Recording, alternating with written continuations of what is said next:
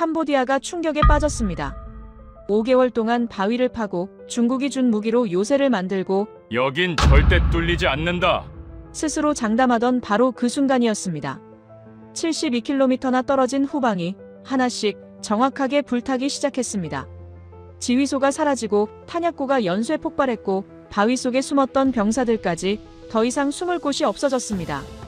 왜 중국 무기는 반응하지 못했는지, 왜 태국 전투기는 위험에 노출되지 않았는지, 그리고 왜 단 9일 만에 난공불락이라던 요새가 무너졌는지, 지금부터 캄보디아가 끝내 계산하지 못했던 그 선택, 그리고 전쟁의 판을 뒤집은 결정적인 기술의 정체를 처음부터 하나씩 공개하겠습니다.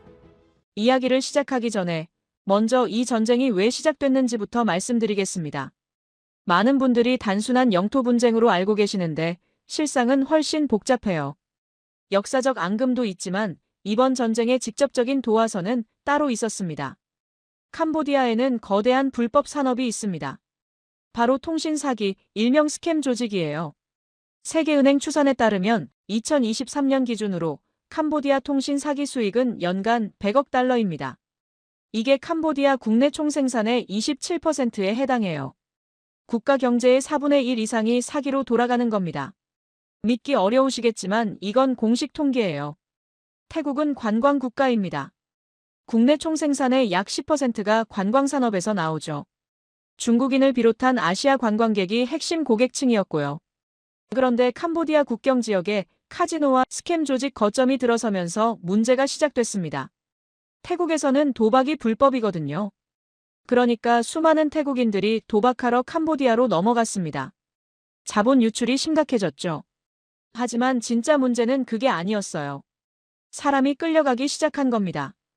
태국인들이 스캠 조직에 납치되는 사건이 터지기 시작했고 심지어 태국으로 여행 온 외국인 관광객까지 끌려가는 일이 벌어졌어요. 이게 국제뉴스에 보도되면서 태국 관광산업에 직격탄이 됐습니다. 관광객 수가 급감했고 태국 경제의 핵심인 관광산업이 흔들리기 시작한 겁니다. 태국 정부는 더 이상 참을 수 없었습니다. 특히 한국이 대대적인 스캠 조직 검거 작전을 벌여 성과를 낸 것에 고무됐어요. 한국 경찰이 캄보디아까지 들어가서 자국민을 구출하고 범죄 조직을 소탕하는 걸 보면서 태국도 결심을 굳힌 겁니다. 한국이 할 수 있는데 우리가 못할 이유가 있나? 그냥 두고 볼 수만은 없다고요. 2025년 7월 첫 번째 교전이 시작됐습니다. 그리고 캄보디아는 그때부터 무언가를 준비하기 시작했어요. 바로 350 고지 요새화 작업이었습니다. 350 고지, 이 이름을 기억해 두십시오. 태국과 캄보디아 국경에 위치한 이 고지대는 해발 350m의 언덕인데 전략적 요충지예요. 여기를 장악하면 주변 지역 전체를 내려다볼 수 있거든요. 높은 곳에서 낮은 곳을 공격하는 건 군사학의 기본 중 기본입니다. 캄보디아군은 이곳에 5개월 동안 엄청난 공사를 벌였습니다. 제가 입수한 정보에 따르면 350 고지의 지형은 흙이 아니라 단단한 바위입니다. 일반적인 땅이었으면 폭격에 무너졌을 텐데 여기는 암석지대예요. 캄보디아군은 암석 절단기를 동원해서 이 바위를 3m 이상 깊이로 파고 들어갔습니다. 그리고 그 안에 벙커를 만들었어요. 자연 동굴처럼 생긴 인공 요새를 건설한 겁니다. 여기서 끝이 아닙니다. 콘크리트와 철근으로 보강까지 했어요. 자연 암석 위에 인공 구조물을 더 씌운 겁니다. 태국 군사 매체 타이랏 뉴스의 보도를 보면 캄보디아군이 직접 올린 영상이 있었습니다. 태국 공군이 폭격을 해도 캄보디아 병사들이 바위 틈에 숨어서 밥 먹고 잠자는 모습이요. 폭격 소리가 들려도 그들은 태어냈습니다. 카메라를 보며 웃으면서 이렇게 말했어요. F-16이 폭탄을 떨어뜨리는데 한 발에 수백만 원이래. 마음대로 쏟아부어봐. 우리한테는 아무 소용 없으니까. 여기 있으면 완전히 안전하거든. 완전한 도발이었죠. 태국군의 사기를 꺾으려는 심리전이었습니다. 태국 현지 방송에서는 군사 전문가들이 이 상황을 분석했습니다. 350 고지는 흙이 아니라 바위입니다. 거기에 3m 깊이로 벙커를 팠고 콘크리트까지 보강했어요. 일반적인 공중 폭격으로는 절대 뚫을 수 없는 구조입니다. 태국 전직 장성 출신 해설자도 고개를 저었어요. 저 요새를 점령하려면 엄청난 희생이 필요합니다. 우리 병사들이 언덕 아래에서 위로 올라가야 하는데 위에서 쏟아붓는 화력을 뚫고 올라가야 해요. 거기다 지뢰밭에 철조망까지 깔려 있습니다. 2011년보다 상황이 훨씬 나빠졌어요. 캄보디아는 여기서 멈추지 않았습니다. 중국에 손을 내밀었어요. 2025년 12월 교전이 본격화되기 직전 중국 군용 수송기가 캄보디아에 착륙했습니다. 제가 확인한 태국 정보 문건에 따르면 이 수송기에는 다연장 로켓용 포탄과 자주포 탄약이 대량으로 실려 있었어요. 수십 톤 규모였습니다. 중국은 캄보디아의 요청에 응답한 겁니다. 동맹국이 도움을 요청했으니 무기를 보내준 거죠. 사실 캄보디아와 중국의 군사 협력은 어제 오늘 일이 아닙니다. 2018년부터 2023년까지 캄보디아가 도입한 군사 장비의 90% 이상이 중국산이에요. 금액으로 치면 약 1억 1,700만 달러 규모입니다. 중국은 캄보디아에 무기만 판 게 아니라 매년 용과 앙코르라는 연합훈련까지 실시했어요. 캄보디아군 장교들은 중국에서 교육받았고 중국군이 직접 무기 운용법을 가르쳤습니다. 시아누크빌 인근에는 림 해군기지라는 곳이 있는데 중국 자금으로 현대화 공사가 진행됐어요. 항공모함급 함정도 접안할 수 있는 규모로요. 캄보디아 입장에서는 완벽한 시나리오였어요. 난공불락의 350고지 요새, 중국이 지원하는 막강한 화력, 그리고 실전 경험이 부족한 태국군. 그들은 자신했습니다. 태국이 아무리 덤벼도 우리는 버틸 수 있다. 중국이 우리 뒤에 있으니까. 저도 솔직히 말씀드리면 처음 이 상황을 봤을 때 태국이 쉽지 않겠다고 생각했습니다. 지형적으로 캄보디아가 유리했고 중국의 지원까지 있었으니까요. 거기다 350 고지의 벙커 구조를 보면 일반적인 공중 폭격으로는 효과가 제한적일 게 분명했어요. 미국이 베트남전에서 겪었던 터널 전쟁이 떠올랐습니다. 태국도 이 상황을 알고 있었습니다. 그래서 그들은 고민에 빠졌어요. F-16이 있고 그리펜 전투기도 있었지만 현재 보유한 무기로는 저 요새를 뚫기 어렵다는 걸 알았거든요. 바로 이때 태국 공군 내부에서 한 가지 제안이 나옵니다. 한국산 무기를 써보는 게 어떻겠습니까? 그런데 이 제안은 처음에 환영받지 못했습니다. 왜냐고요? 태국 공군 주류는 미국산과 유럽산 무기에 익숙했거든요. 하지만 그들이 몰랐던 게 있었습니다. 한국이 이미 태국에 수출한 무기가 있었고 그 무기의 성능은 미국제와는 차원이 달랐다는 사실을요. 태국 공군의 선택은 과연 옳았을까요? 그리고 한국산 무기는 정말로 난공불락의 350 고지를 뚫을 수 있었을까요? 제가 워싱턴에서 근무할 때 미국 무기의 우수성은 당연한 것이었습니다. 전 세계 어디서든 미국제 무기가 최고라는 인식이 있었죠. 저도 그렇게 믿었어요. 25년간 그래왔으니까요. 걸프전에서 미국 정밀 유도 무기가 이라크군을 압도하는 걸 봤고 이후에도 미국 무기는 항상 전장을 지배했습니다. 그런데 태국과 캄보디아 전쟁을 분석하면서 저는 불편한 진실과 마주해야 했습니다. 태국 공군이 F-16에 장착해서 운용하는 공대지 미사일은 크게 세 종류입니다. 미국산 제이담, AGM-65 매버릭, 그리고 한국산 KGGB예요. 처음 교전이 시작됐을 때 태국은 당연히 익숙한 미국산 무기를 먼저 사용했습니다. 조종사들도 훈련받은 대로 움직였고요. 문제는 사거리였어요. 제이담의 최대 사거리는 28km입니다. 매버릭도 비슷하게 28km 정도예요. 이게 무슨 의미냐면 태국 전투기가 캄보디아 영공 가까이 접근해야만 목표물을 타격할 수 있다는 뜻입니다. 그런데 캄보디아도 방공 체계가 있어요. 중국이 제공한 거죠. 태국 전투기가 28km 거리까지 들어가면 캄보디아 방공망의 위협에 노출됩니다. 레이더에 잡히고 대공 미사일의 사정거리 안에 들어가는 거예요. 더 큰 문제가 있었습니다. 350 고지의 위치예요. 이 요새는 캄보디아 영토 안쪽에 있었습니다. 국경에서 상당히 떨어진 곳이죠. 태국 전투기가 제이담이나 매버릭을 사용하려면 캄보디아 영공 깊숙이 침투해야 했어요. 그건 조종사의 생명을 위험에 빠뜨리는 일이었습니다.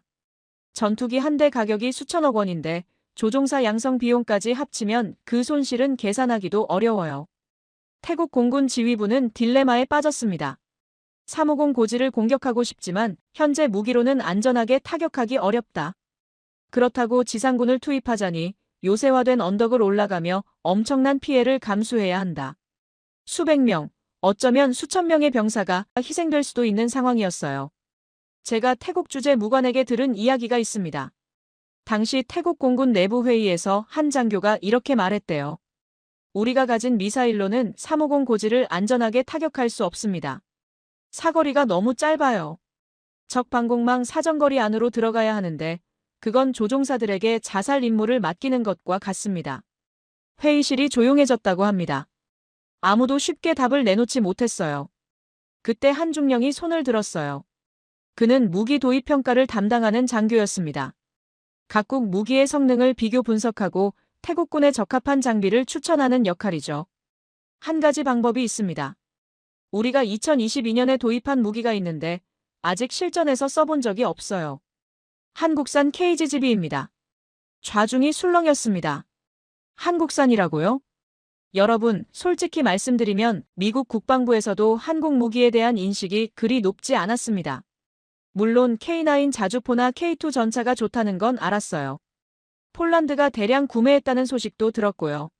하지만 정밀 유도무기 분야에서 한국이 미국을 따라올 수 있을 거라고는 생각하지 않았죠. 미국이 수십 년간 쌓아온 기술력이 있으니까요. 걸프전 때부터 정밀 유도무기는 미국의 독보적인 영역이었습니다. 태국 공군 내부에서도 비슷한 반응이었습니다. 한국산? 그게 미국산만큼 성능이 나와? 실전에서 검증된 적이 있어? 우리 조종사들 목숨을 한국 무기에 맡기자고. 회의론이 팽배했어요. 수십 년간 미국 무기만 써왔는데 갑자기 한국 무기를 주력으로 삼으라니 거부감이 있었던 거죠. 하지만 그 중령은 데이터를 준비해왔습니다. 그가 보여준 자료가 회의실 분위기를 바꿔놓았어요. KGGB의 최대 사거리는 100km 이상입니다. 잠깐 이 숫자를 생각해 보십시오. 제이담이 28km, 매버릭이 28km인데 KGGB는 100km가 넘어요. 3배 이상의 차이입니다. 이게 무슨 뜻이냐면 태국 전투기가 자국 영공 또는 안전한 공역에서 폭탄을 투하해도 캄보디아 영토 깊숙한 곳의 목표물을 타격할 수 있다는 겁니다. 조종사가 위험에 노출되지 않아도 돼요. 그리고 정확도, 원형 공산 오차가 근거리에서 5m, 최대 사거리에서도 13m 이내입니다. 100km를 날아가서 13m 오차라니. 제가 미국 무기 체계를 오래 연구했지만 이 가격대에서 이 정도 성능은 본 적이 없어요. 미국산 제이담 2R급 장거리 타격 능력을 훨씬 저렴한 비용으로 구현한 겁니다. 더 놀라운 건 이 무기의 특수 기능이었습니다. 원형 모드와 웨이포인트 모드를 지원해요. 쉽게 설명하면 폭탄이 목표물 상공에서 빙글빙글 돌다가 원하는 방향에서 진입할 수 있다는 겁니다. 이게 왜 중요하냐면 350 고지처럼 산 뒤에 숨어있는 목표물도 공격할 수 있기 때문이에요. 똑바로 떨어지는 게 아니라 돌아서 들어가는 거죠. 태국 군사 전문가들은 이렇게 설명했습니다. KGGB는 선회 공격과 유턴 공격이 가능합니다. 산 뒤에 숨겨진 적의 벙커나 포병 진지를 정확히 타격할 수 있어요. 진입 각도도 20도에서 75도 사이로 조절할 수 있어서 도시 구조물이나 바위 뒤에 있는 표적도 노릴 수 있습니다. 350 고지 벙커가 아무리 깊어도 입구만 정확히 알면 거기로 폭탄을 꽂아 넣을 수 있다는 거예요. 바로 350 고지를 공략하기 위한 완벽한 무기였던 겁니다. 회의실의 분위기가 달라졌습니다. 그래도 여전히 의문을 품는 장교들이 있었어요. 이론적으로는 그렇지. 하지만 실전에서 검증된 적이 있어? 스펙시트가 좋아봤자 실제로 작동 안 하면 소용없잖아. 미국 무기는 수십 년간 수많은 전쟁에서 검증됐는데 한국 무기는 어때? 그 중령이 대답했습니다. 그래서 제가 하나 더 제안 드리려고 합니다. KGGB만 쓰는 게 아니라 우리가 보유한 또 다른 한국산 무기와 함께 운용하면 어떨까요? 또 다른 한국산 무기. 네, FA-50입니다. 우리가 골든 이글, 인시통이라고 부르는 그 전투기요. 회의실이 다시 웅성거렸습니다. FA-50이라면 그들도 알고 있었어요. 원래 훈련기로 도입했는데 최근에 업그레이드를 마친 기체죠. 하지만 그걸 실전에 투입한다고? 이 순간 태국 공군 지휘부는 역사적인 결정을 앞두고 있었습니다. 미국산 무기 대신 한국산 무기를 주력으로 삼는다는 건 그들에게 있어 엄청난 도박이었어요. 잘못되면 전쟁에서 지는 것은 물론이고 책임자들의 목이 날아갈 수도 있는 상황이었습니다. 그런데 이 FA-50이라는 전투기, 사실 전설적인 전적이 있었습니다. 세계 최강이라 불리는 미국의 F-22 랩터를 상대로 승리를 거둔 적이 있거든요. 믿기 어려우시죠? 저도 처음 들었을 때 그랬습니다. 경공격기가 5세대 스텔스 전투기를 이겼다고? 하지만 이건 기록으로 남아있는 사실이에요. 중국 매체들도 대서특필했을 정도로 군사 전문가들 사이에서는 유명한 사건입니다. 과연 FA-50은 어떻게 F-22를 이길 수 있었을까요? 그리고 이 전투기가 350 고지 공략에 어떤 역할을 하게 되는 걸까요? FA-52, F-22를 이겼다는 이야기를 처음 들었을 때 저는 솔직히 웃었습니다. 농담이라고 생각했거든요. F-22 랩터는 미국이 자랑하는 5세대 스텔스 전투기예요. 대당 가격이 3천억 원이 넘습니다. 세계 최강의 공중지배 전투기라는 타이틀을 수십 년간 유지해온 기체죠. 그런데 한국산 경공격기가 그걸 이겼다고요? 하지만 기록을 확인해보니 사실이었습니다. 2023년 연합훈련에서 실제로 벌어진 일이에요. 중국 매체 서우닷컴에서도 이 사건을 집중 분석했습니다. 그들은 이렇게 썼어요. 하늘의 제왕이라 불리는 5세대 전투기 F-22와 경량 전투기 FA-50을 비교하는 것은 마치 현대 전투기 옆에 화살을 꽂아놓는 것과 같다. 중국 입장에서도 믿기 어려웠던 거죠. 자기들이 그렇게 두려워하는 F-22가 한국 경공격기에 졌다니까요. 그런데 어떻게 이런 일이 가능했을까요?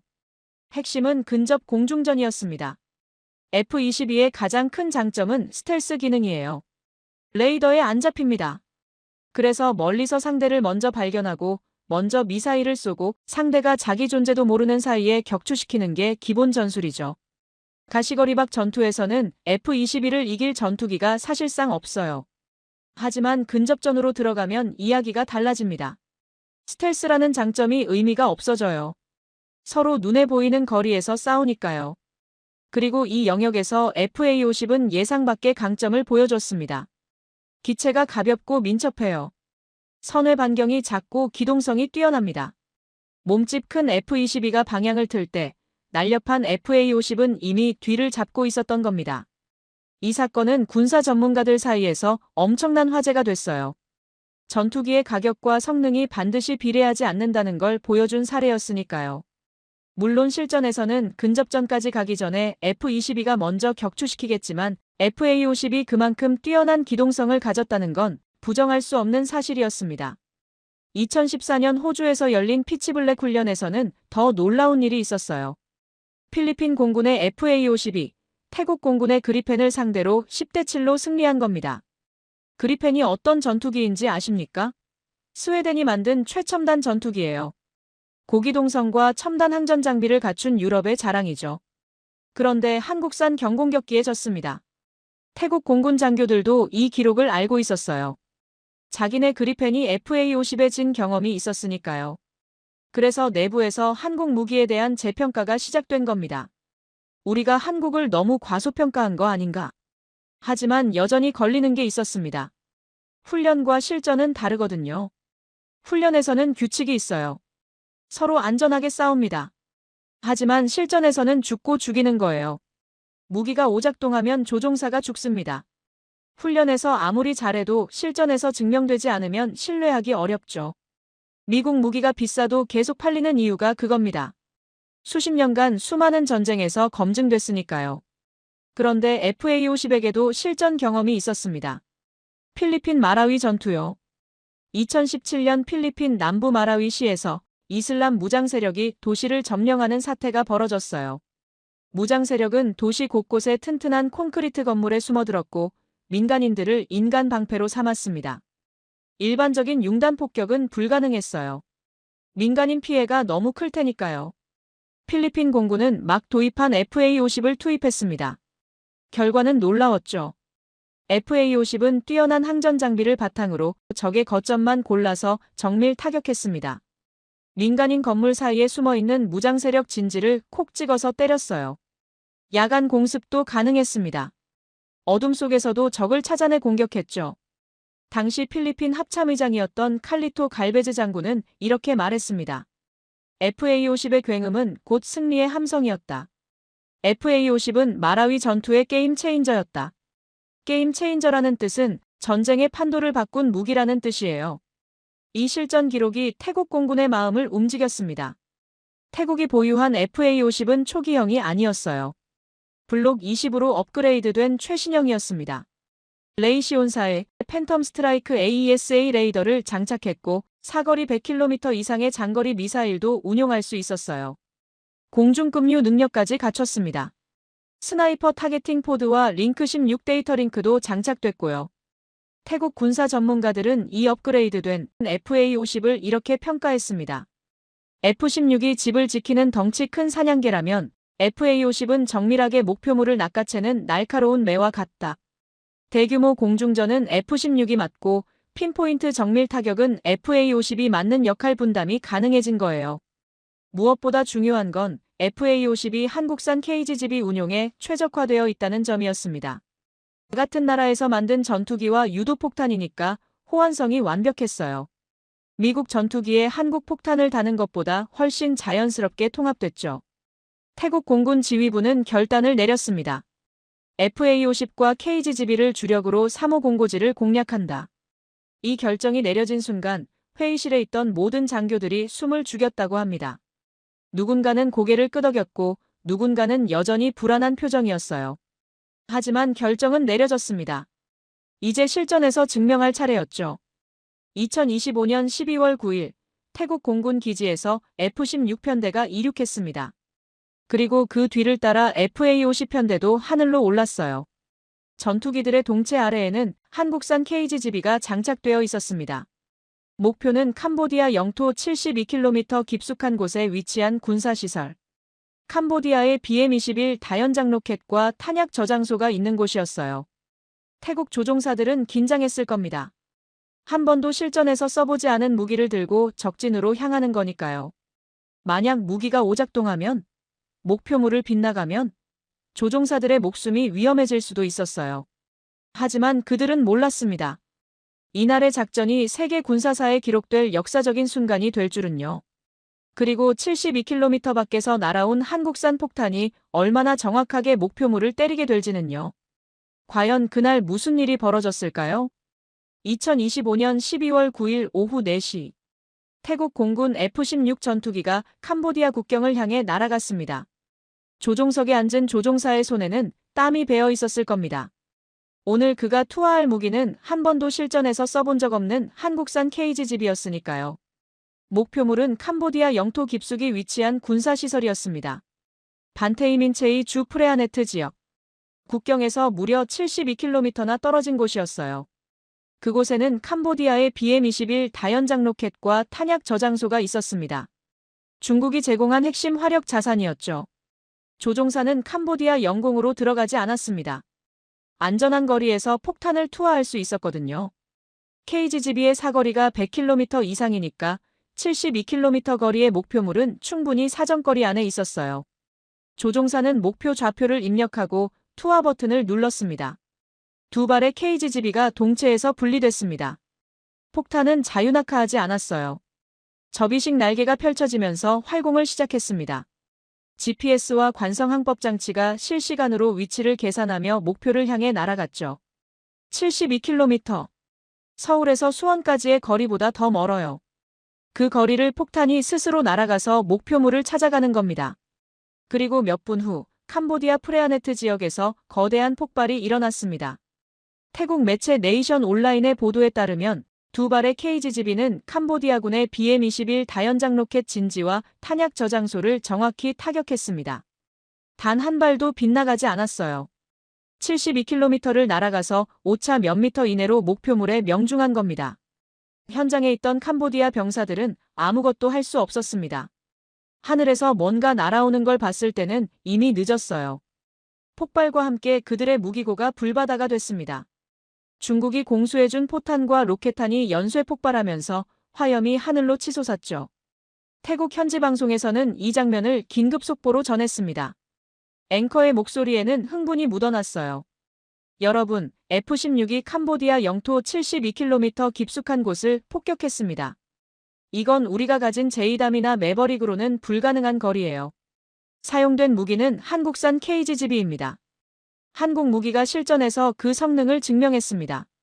방송에 출연한 군사 전문가는 흥분을 감추지 못했어요. 72km 거리에서 오차 몇 미터라니 이건 경이로운 수준입니다. 미국제 제2담 2R급 성능을 훨씬 저렴한 가격에 구현한 거예요. 한국의 기술력이 어디까지 왔는지 보여주는 사례입니다. 하지만 이건 시작에 불과했습니다. 같은 날 FA-50 편대도 출격했어요. 그들의 목표는 더 까다로운 곳이었습니다. 350 고지 주변의 캄보디아군 진지. 바위 뒤에 숨어있는 적을 타격해야 했죠. 일반적인 폭탄으로는 불가능한 임무였어요. 폭탄이 똑바로 떨어지면 바위에 막혀버리니까요. 하지만 KGB는 달랐습니다. 원형 모드를 활용해 목표물 상공에서 선회한 뒤 원하는 방향에서 진입할 수 있었어요. 바위 뒤에 숨은 적 진지라도 입구 방향에서 폭탄이 날아들면 막을 방법이 없습니다. 진입각을 75도까지 조절할 수 있으니 거의 수직에 가깝게 떨어뜨릴 수도 있었고요. FA-50 조종사들은 KGB를 투하하고 기지로 돌아왔습니다. 그리고 정찰 위성 사진을 확인한 지휘관들은 감탄을 금치 못했어요. 목표물이 정확히 파괴되어 있었거든요. 캄보디아군이 그토록 자신하던 바위 틈 진지가 불타고 있었습니다. 태국 공군 대변인은 이날 밤 기자회견을 열었어요. 오늘 우리 공군은 캄보디아 영토 깊숙한 곳에 위치한 적의 군사시설을 성공적으로 타격했습니다. BM-21 다연장 로켓 진지와 탄약 저장소를 파괴했으며 아군 피해는 없었습니다. 기자들이 질문했습니다.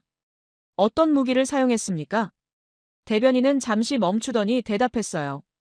한국산 KGB입니다. 그 순간 기자회견장이 술렁였습니다.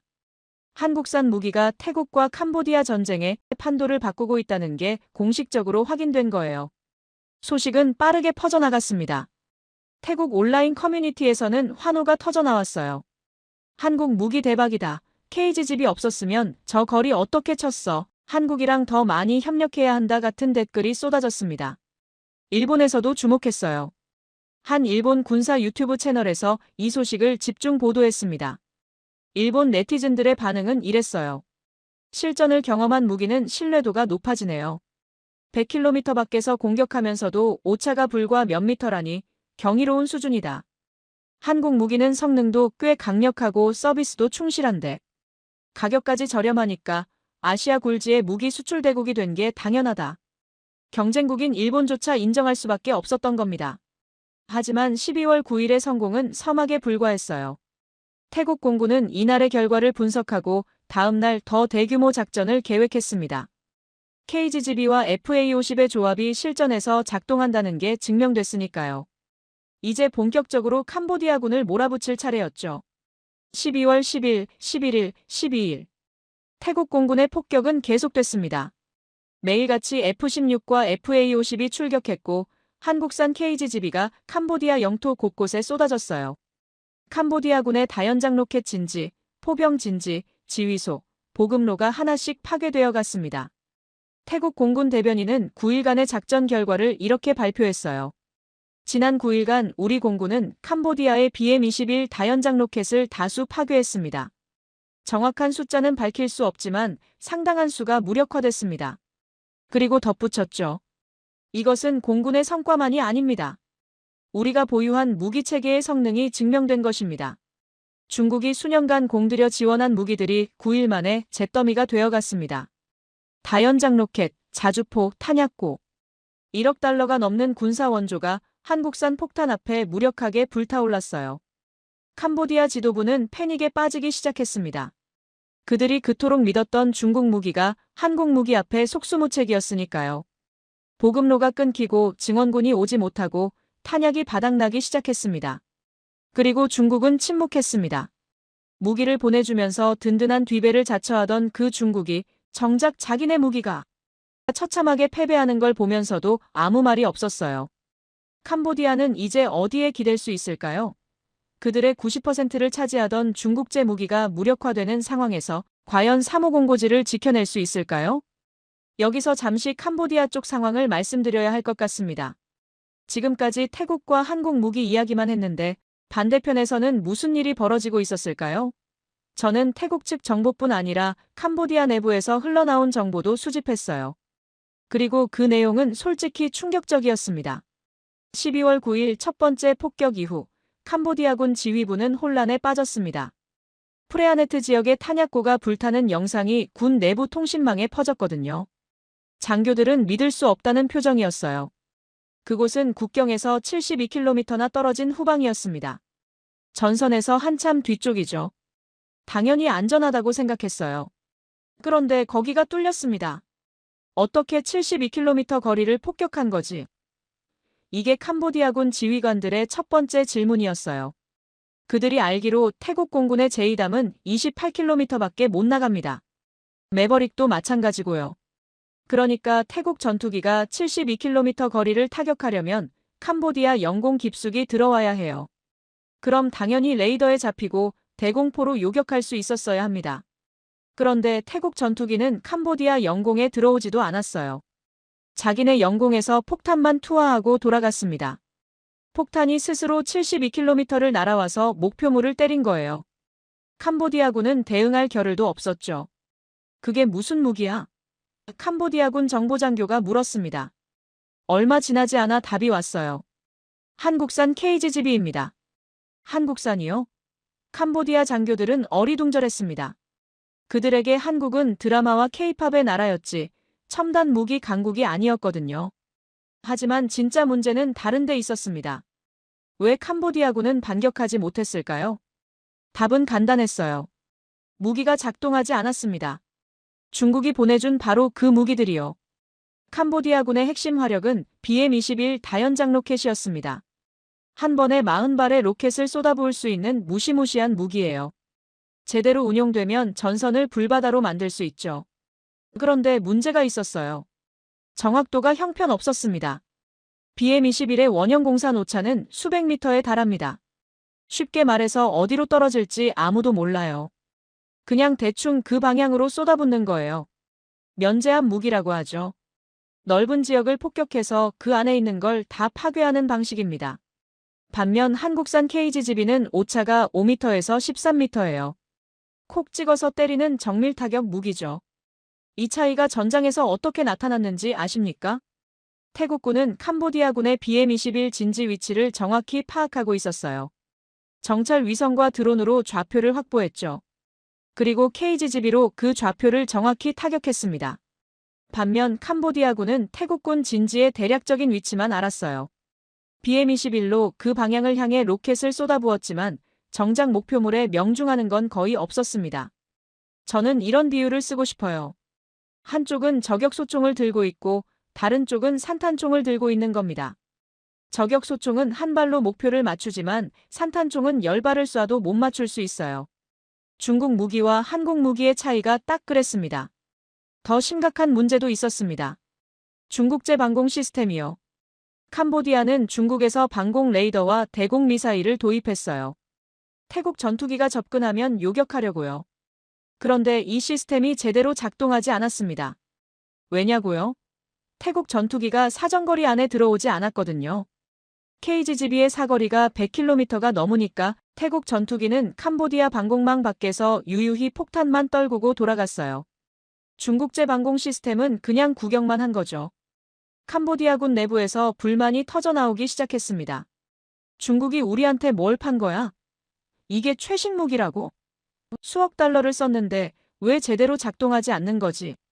사실 이건 중국 무기의 고질적인 문제였어요. 스펙은 화려합니다. 카탈로그에 적힌 성능은 대단해요. 하지만 실전에서는 다릅니다. 정비가 어렵고 부품 수급이 불안정하고 무엇보다 실전 경험이 부족해요. 중국 무기가 대규모 현대전에서 검증된 적이 언제 있었습니까?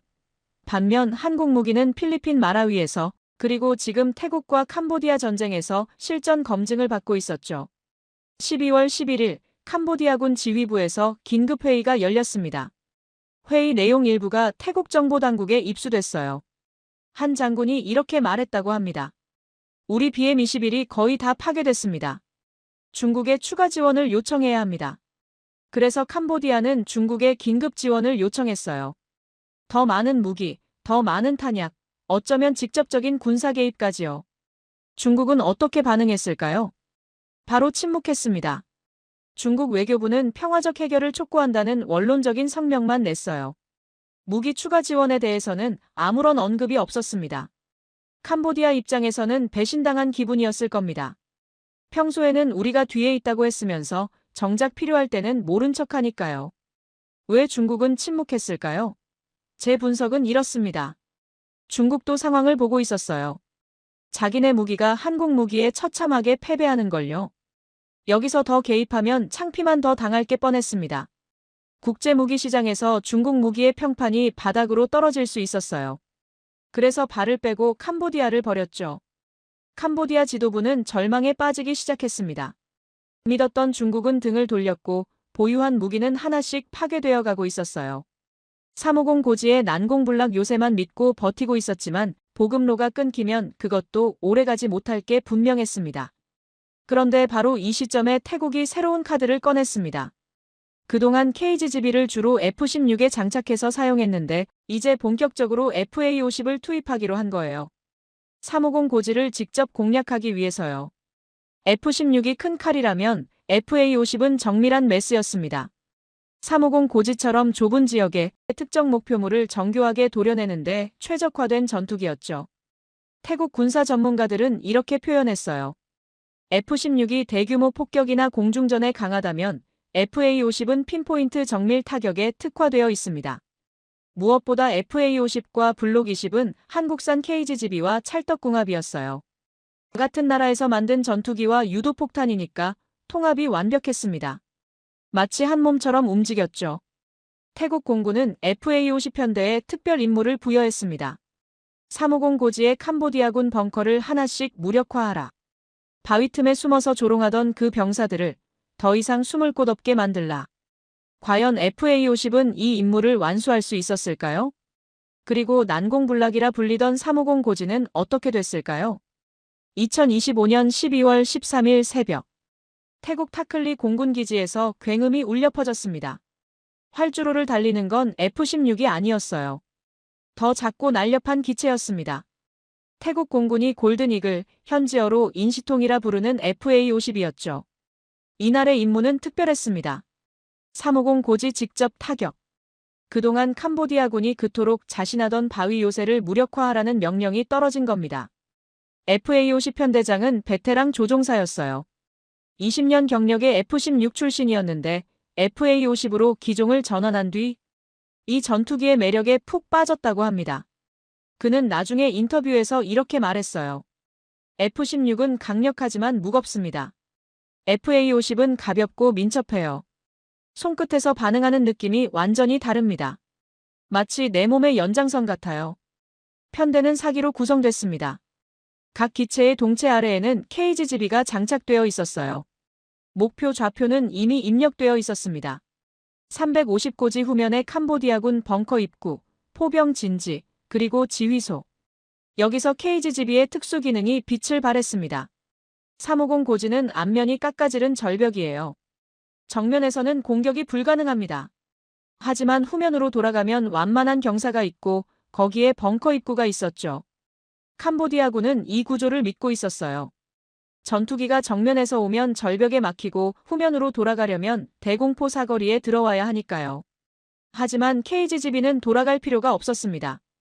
웨이포인트 모드를 설정하면 폭탄이 스스로 우회해서 목표물 뒤쪽에서 진입할 수 있었거든요. 전투기는 안전한 거리에서 폭탄만 투하하면 됐어요.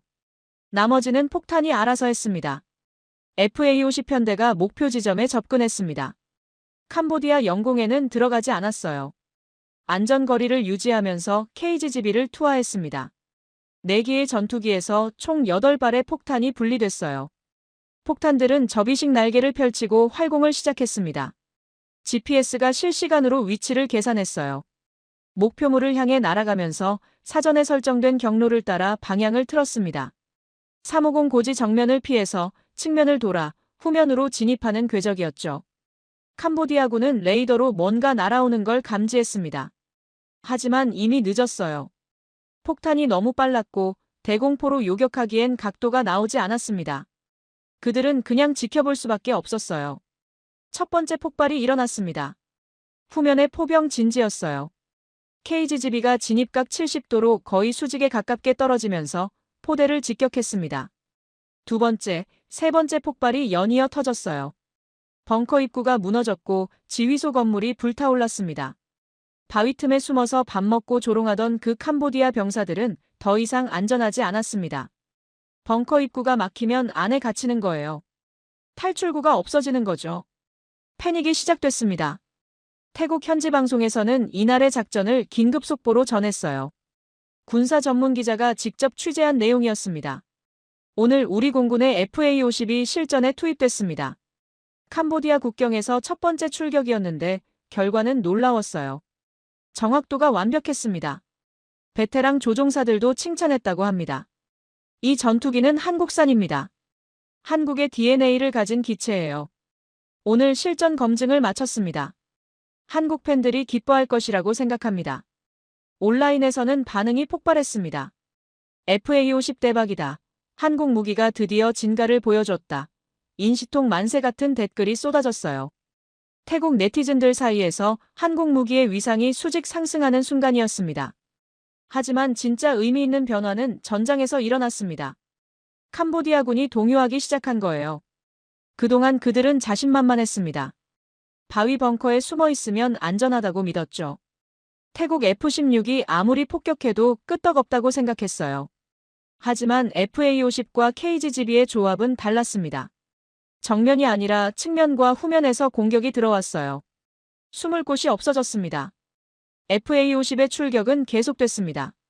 매일 새로운 목표물이 파괴됐어요. 350 고지 주변의 캄보디아군 진지가 하나씩 불타올랐습니다. 보급로가 끊겼고 증원군이 도착하지 못했어요. 탄약과 식량이 바닥나기 시작했습니다. 캄보디아 병사들 사이에서 소문이 퍼졌어요. 태국이 새로운 무기를 가져왔대. 뒤에서 날아오는 폭탄이래. 숨어도 소용없대. 한국산이라는데 무섭다더라. 공포가 전선에 스며들었습니다. 태국 공군은 이 심리전 효과도 계산하고 있었어요. FA-50의 별명이 뭐였는지 아십니까? 골든이글, 바로 금빛 독수리죠. 태국어로 인시통, 하늘에서 내려오는 황금빛 독수리가 먹잇감을 낚아채는 모습을 연상시키는 이름이었죠. 캄보디아 병사들은 하늘만 쳐다봐도 불안해지기 시작했습니다. 태국 군사 전문가들은 F-16과 FA-50의 역할 분담을 이렇게 설명했어요.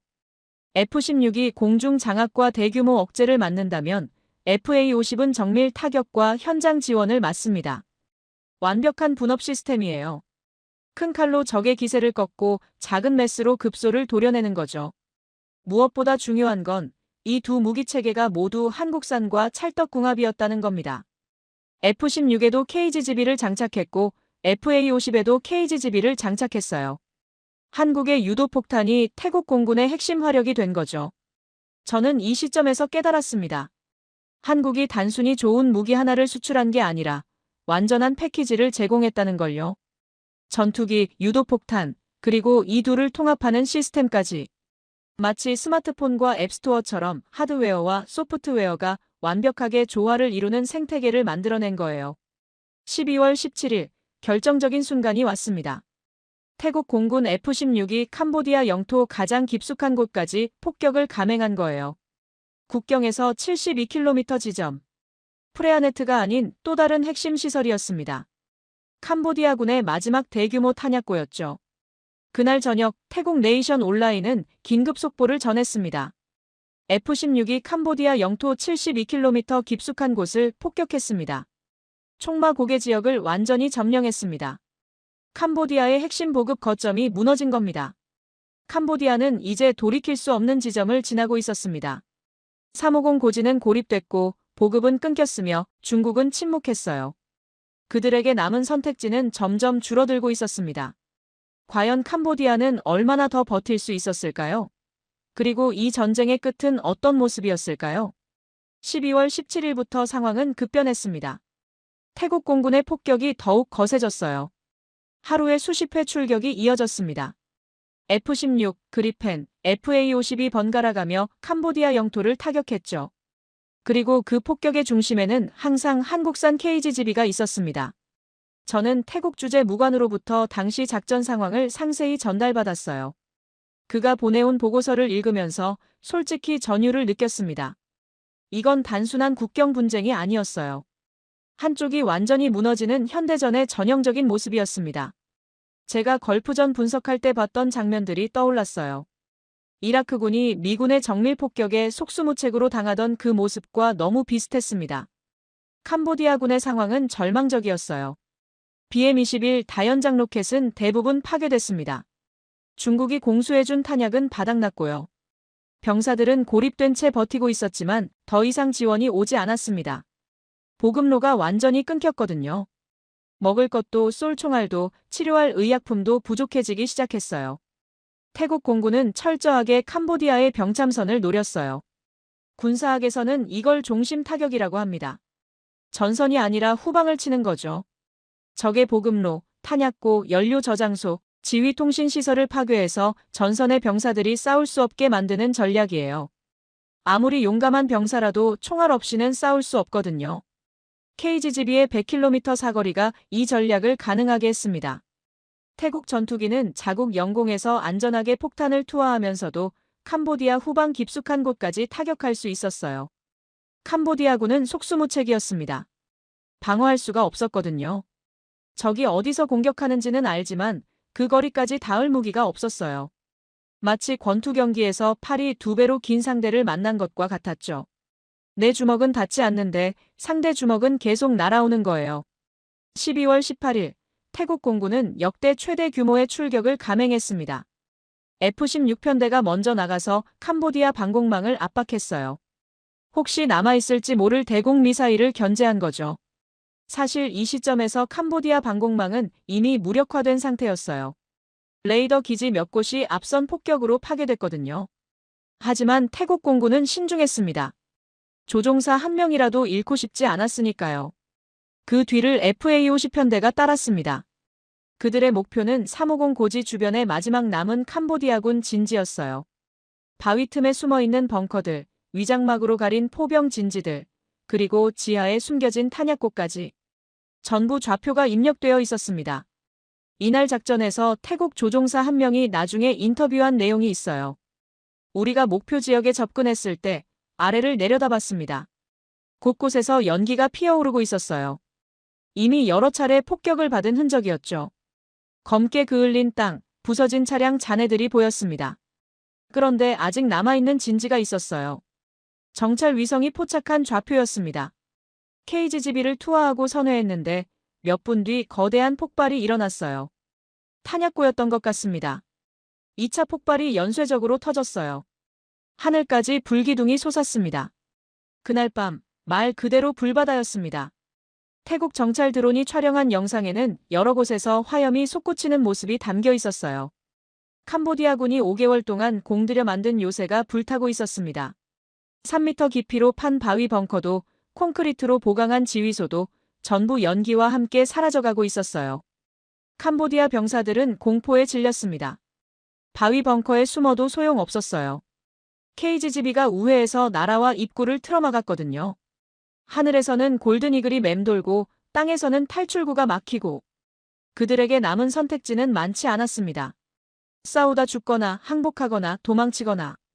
그런데 도망칠 곳도 없었어요. 보급로가 끊겼으니까요. 태국 현지 방송에서는 이 상황을 생중계에 가깝게 전했습니다. 앵커의 목소리에는 흥분이 묻어났어요. 여러분, 지금 보시는 화면은 야간 촬영 영상입니다. 곳곳에서 화염이 보이시죠? 우리 공군의 폭격이 성공한 겁니다. 캄보디아군의 요새가 무너지고 있습니다. 군사 전문가로 출연한 퇴역 장군은 이렇게 해설했어요. 이건 고전적인 종심 타격 전략입니다. 우리 공군이 적의 보급선을 완전히 차단했어요. 캄보디아군은 이제 고립된 섬과 같습니다. 시간이 지날수록 그들의 상황은 더 나빠질 거예요. 선택의 여지가 없어질 겁니다.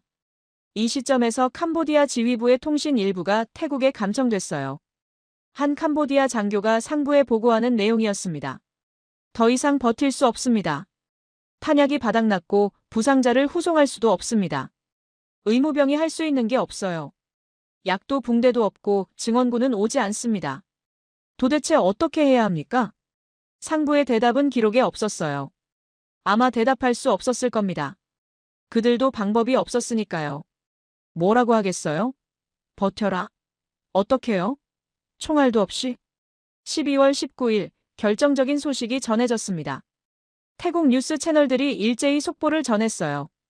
FA-52 캄보디아 국경에서 처음으로 실전 검증을 완료했습니다. 폭탄을 정확히 투하했고 F-16 그리펜과 원활히 협력했습니다. 우리 공군의 전술 시스템이 완벽하게 작동했습니다. 이게 무슨 의미인지 아십니까? 태국 공군이 공식적으로 FA-50의 실전 성공을 인정한 겁니다. 한국산 경공격기가 동남아시아 전장에서 그 가치를 증명한 순간이었어요. 훈련에서 잘하는 건 누구나 해요. 하지만 실전에서 증명하는 건 완전히 다른 문제입니다. FA-50은 그 시험을 통과한 거예요. 태국 온라인 커뮤니티는 축제 분위기였습니다. 한국산 신무기가 전장에 합류했다. 캄보디아를 향해 폭탄을 대접할 준비를 마쳤다. DNA는 걱정할 필요 없다. F-16과 동급이다 같은 반응이 쏟아졌어요. 한국에 대한 호감도가 치솟았습니다. 반면 캄보디아 측은 침묵했습니다. 정부 차원의 공식 발표가 없었어요. 군 대변인도 나타나지 않았습니다. 그들이 할 수 있는 말이 없었던 거죠. 자국 군대가 처참하게 패배하고 있다는 걸 어떻게 국민들에게 설명하겠어요? 우리가 믿었던 중국 무기가 다 소용없었다고. 5개월 동안 지은 요새가 9일 만에 무너졌다고. 중국도 여전히 침묵했습니다. 그들이 할 수 있는 게 뭐였을까요? 자기네 무기가 한국 무기에 완패했다는 걸 인정할 수는 없었을 거예요. 그렇다고 직접 개입하기에는 리스크가 너무 컸습니다. 미국이 주시하고 있었고 국제사회의 시선도 있었으니까요. 태국은 미국의 동맹국이기도 했어요. 중국이 개입하면 미국도 움직일 수 있었습니다. 12월 19일 저녁 태국 타이란 뉴스는 전황을 총정리하는 특집을 방송했어요. 앵커가 이렇게 말했습니다. 지난 9일간 태국 공군은 캄보디아의 BM-21 다연장 로켓을 다수 파괴했습니다. 정확한 숫자는 공개되지 않았지만 상당한 수가 무력화됐습니다.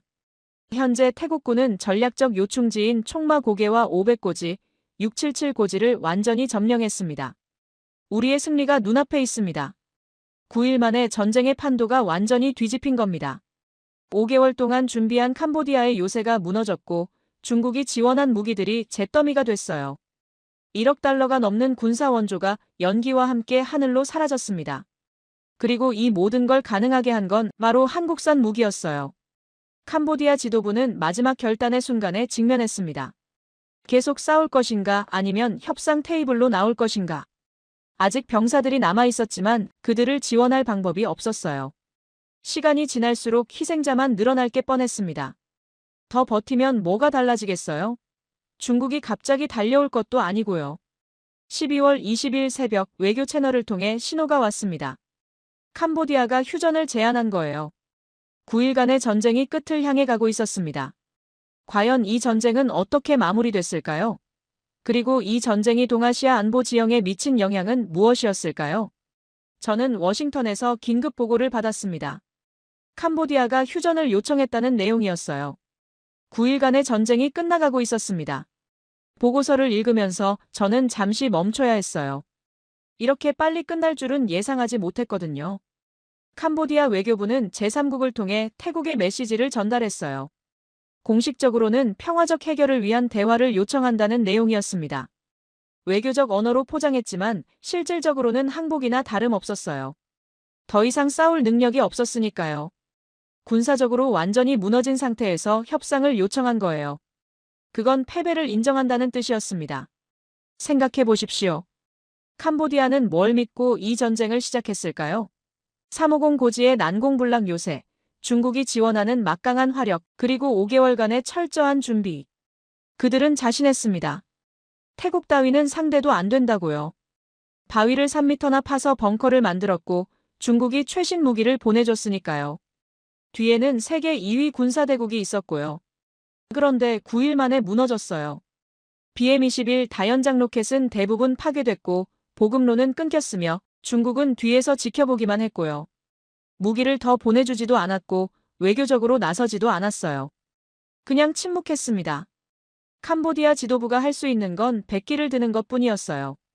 이 전쟁의 결과를 숫자로 정리해 볼까요? 태국 공군 대변인이 발표한 내용에 따르면 9일간의 작전으로 캄보디아의 BM-21 다연장 로켓 다수가 파괴됐습니다. 정확한 숫자는 공개되지 않았지만 상당한 수라는 표현을 썼어요. 군 관계자들 사이에서는 절반 이상이 무력화됐다는 추정도 나왔습니다. 태국 육군은 캄보디아군 사상자가 500명 이상이라고 발표했습니다. 그것도 지상전에서만요. 공군의 폭격으로 인한 피해는 집계조차 안 됐어요. 아마 그보다 훨씬 많았을 겁니다. 반면 태국 측 피해는 상대적으로 적었습니다. 가장 중요한 건 전투기 손실이 없었다는 거예요. 조종사 한 명도 잃지 않았습니다. KGGB의 100km 사거리 덕분에 조종사들이 위험에 노출되지 않았거든요. 안전한 거리에서 폭탄만 투하하고 돌아왔으니까요. 전투기 한 대 가격이 수천억 원이고 조종사 한 명 양성하는데 수십억 원이 들어요. 태국은 그 귀중한 자산을 하나도 잃지 않았습니다. 이건 현대전의 본질을 보여주는 사례였습니다. 더 멀리, 더 정확하게 때릴 수 있는 쪽이 이깁니다. 아무리 튼튼한 요새를 지어도 정밀 유도무기 앞에서는 소용없어요. 숨을 곳이 없어지는 거죠. 그리고 이번 전쟁에서 그 정밀 유도무기는 한국산이었습니다. 미국산도 아니고 유럽산도 아니고 한국산이요. 저는 이 전쟁을 분석하면서 몇 가지 중요한 교훈을 얻었어요. 첫째, 중국 무기의 한계가 명확히 드러났습니다. 캄보디아는 군사 장비의 90%를 중국에서 도입했어요. 중국은 1억 달러가 넘는 군사 원조를 했고 매년 연합훈련까지 실시했죠. 용과항 코르라는 이름으로요. 캄보디아군 장교들은 중국에서 교육받았고 중국군이 직접 무기 운용법을 가르쳤어요. 완벽한 지원 체계처럼 보였죠. 하지만 실전에서는 무력했습니다. BM-21은 정확도가 떨어졌고 방공 시스템은 100km밖에 위협에 대응하지 못했어요. 중국 무기가 카탈로그 성능과 실전 성능이 다르다는 걸 전 세계에 보여준 겁니다. 앞으로 중국 무기를 사려는 나라들은 두 번 생각하게 될 거예요. 캄보디아에서 무슨 일이 있었는지 알지? 중국 무기가 어떻게 됐는지. 둘째, 한국 무기의 위상이 수직 상승했습니다. KGGB와 FA-50은 실전에서 완벽하게 작동했어요. 72km 거리에서 오차 몇 미터, 바위 뒤에 숨은 목표물도 우회 타격. 이건 이론이 아니라 실제로 증명된 성능입니다. 카탈로그에 적힌 숫자가 아니라 전장에서 검증된 숫자예요. 그 차이는 엄청납니다. 앞으로 무기 시장에서 한국의 발언권이 훨씬 커질 거예요. 우리 무기는 태국이 캄보디아 칠 때 썼어요. 실전에서 검증됐어요. 이보다 강력한 마케팅이 어디 있겠어요? 셋째, 한국은 단순히 무기 하나를 판 게 아닙니다. 전투기와 유도폭탄, 그리고 이 둘을 통합하는 시스템까지 패키지로 제공했어요. FA-50에 KGGB를 장착하면 하나의 완결된 타격 체계가 됩니다. 마치 스마트폰과 앱스토어처럼요. 아이폰만 팔면 뭐해요? 앱스토어가 있어야 진짜 가치가 나오는 거잖아요.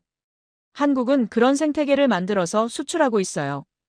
이런 접근법이 앞으로 방산 수출의 표준이 될 겁니다. 이 전쟁의 여파는 동남아시아 전역에 퍼져나갔어요. 필리핀이 가장 먼저 반응했습니다. 그들은 이미 FA-50을 운용하고 있었고 블록 20을 추가로 12대 주문한 상태였어요. 2014년에 도입한 초기형도 블록 20으로 업그레이드하기 위해 예산을 책정했고요. 이번 전쟁의 결과를 보면서 자신들의 선택이 옳았다는 확신을 얻었죠.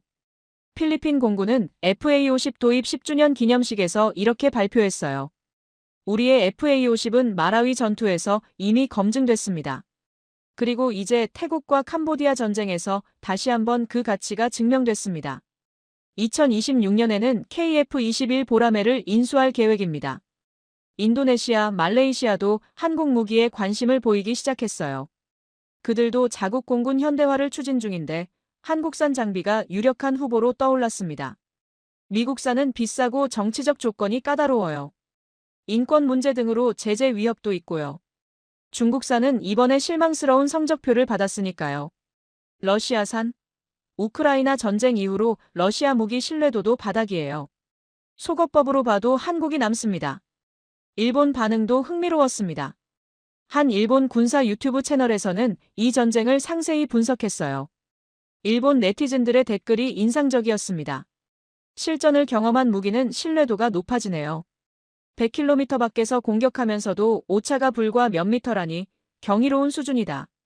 한국 무기는 성능도 꽤 강력하고 서비스도 충실한데 가격까지 저렴하니까 아시아 굴지의 무기 수출 대국이 된 게 당연하다. 경쟁국인 일본조차 인정할 수밖에 없었던 거예요. 저는 25년간 미국 국방부에서 아시아 안보를 담당하면서 수많은 전쟁과 분쟁을 분석했습니다.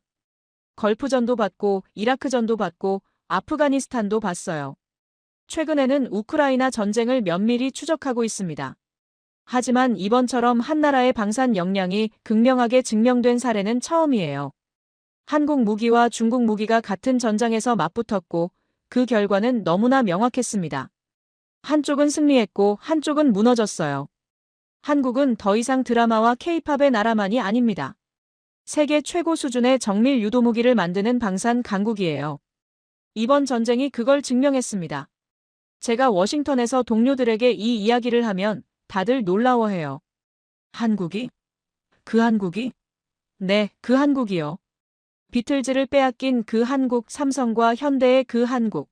이제는 KGGB와 FA50의 한국이 된 거예요. 마지막으로 제가 드리고 싶은 말씀이 있어요.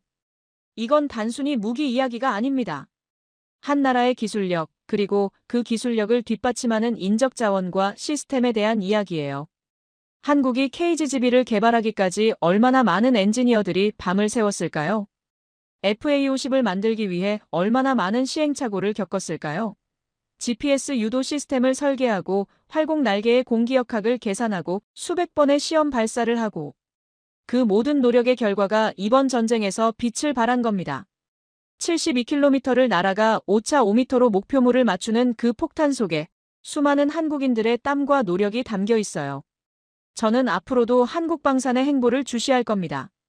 KF-21 보라매가 실전 배치되면 또 한 번 세계를 놀라게 할 거예요.